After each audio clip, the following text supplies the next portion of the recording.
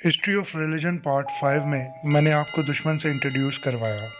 इस दुनिया में मज़हब को समझने के लिए आपको उसको समझने की ज़रूरत है जिसने मज़ाहिब ईजाद किए और तमाम कन्फ्यूजन क्रिएट की। उस पर बात करने की और उसे जानने की ज़रूरत है, और बिहाइंड द स्टोरी क्या है ये जानने की ज़रूरत है। हमारा नेक्स्ट सब्जेक्ट सुलेमान बादशाह हैं। जब वो अपनी हुकूमत के शुरुआती दौर में और दरमियानी दौर में थे तो वो इसराइल के खुदा के साथ अजीम अहद के मुताबिक ज़िंदगी गुजार रहे थे। लेकिन सुलेमान बादशाह की कहानी के आखिरी दौर में certain uses as mistake a great deal to create doctrine for his story. अगर आप अपने तरीके से इस सब्जेक्ट पर रिसर्च करते हैं तो आपको बहुत इज्तनाब की ज़रूरत है, because there is so wickedness surrounding it. और ये ठोकर का बायस हो सकता है, ख़ास तौर पर उन लोगों के लिए जो अपने अकीदे में पुख्ता नहीं है, क्योंकि अगर इन्हें इसकी ठीक तरह से समझ नहीं आती तो ये इनके लिए ईमानी कमज़ोरी का बायस भी बन सकता है और आपको अपने दुश्मन की तरफ ला खड़ा करने में मददगार साबित हो सकता है। मेरी दुआ है कि खुदा का पाक रूह आपको इस सब को अच्छे तरीके से समझने में मददगार साबित हो और आपको अकल और फहम से भर दे। Welcome to ancient tales. This is कैंजलस Bhatti and you are watching first episode of History of Religion Part 6.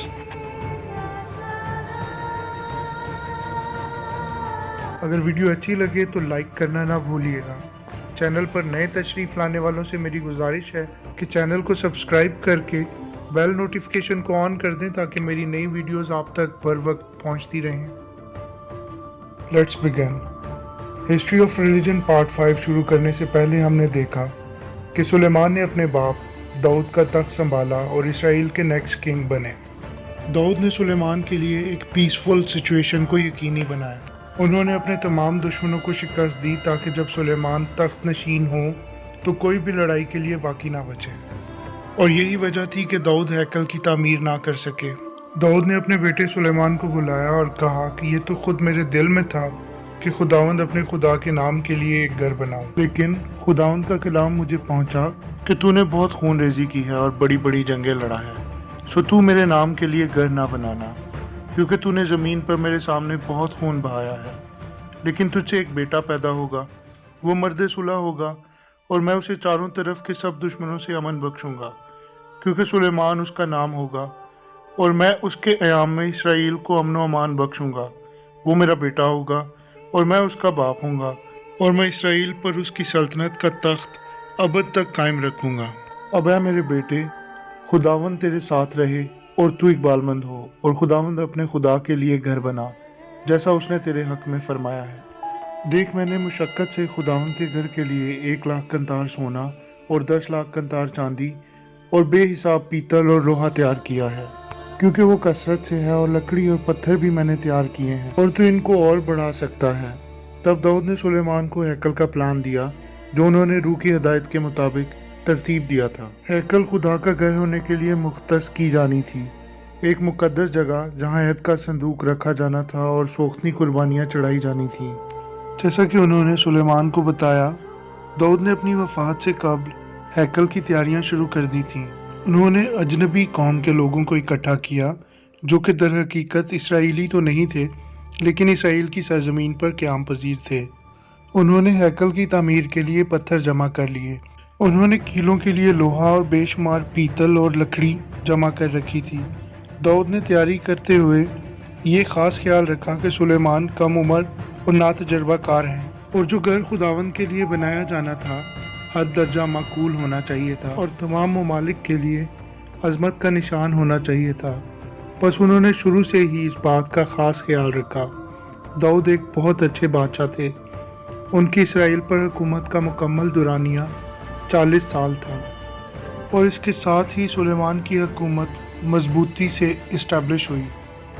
बस अब सुलेमान बादशाह थे। एक रात खुदावंद सुलेमान के ख्वाब में ज़ाहिर हुए।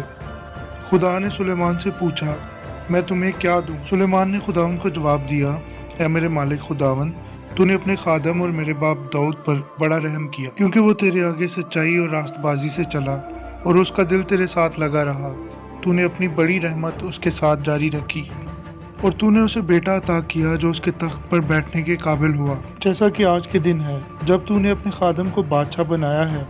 تاکہ میں داؤد کی جگہ لے سکوں، لیکن میں چھوٹا بچہ ہوں اور نہیں جانتا کہ کیسے اندر اور باہر آنا جانا ہے۔ اب اے میرے مالک خداوند، کیونکہ تو نے مجھے ایسی قوم کا بادشاہ بنایا ہے جو کثرت میں زمین کی خاک کے ذروں کی مانند ہے، تیری اس بڑی قوم کا انصاف کون کر سکتا ہے؟ سو مجھے حکمت اور معرفت عطا کر تاکہ میں تیرے لوگوں کا انصاف کر سکوں اور اچھے اور برے میں فرق کر سکوں۔ تیری اس بڑی اور عظیم قوم کا انصاف کرنے کے قابل کون ہے؟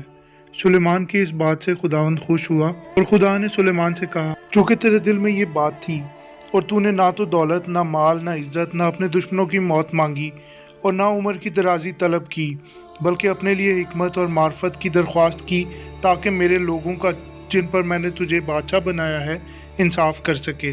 سو حکمت اور معرفت تجھے عطا ہوئی، اور میں تجھے اس قدر دولت اور مال اور عزت بخشوں گا کہ نہ تو ان بادشاہوں کو جو تجھ سے پہلے تھے کسی کو نصیب ہوئی اور نہ کسی کو تیرے بعد نصیب ہوگی۔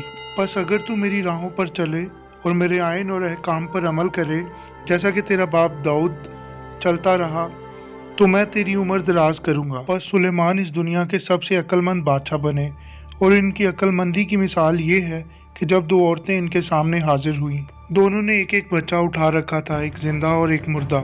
ایک عورت کا دوسری عورت پر الزام تھا کہ اس نے اپنے بچے کی موت کے بعد اس کا بچہ چرایا ہے، اور دوسری نے انکار کیا کہ اس نے ایسا نہیں کیا۔ سلیمان نے اپنی ذہانت کا مظاہرہ کرتے ہوئے حکم دیا کہ جو بچہ زندہ ہے اس کے تلوار سے 2 برابر ٹکڑے کیے جائیں اور دونوں عورتوں کو آدھا آدھا دے دیا جائے۔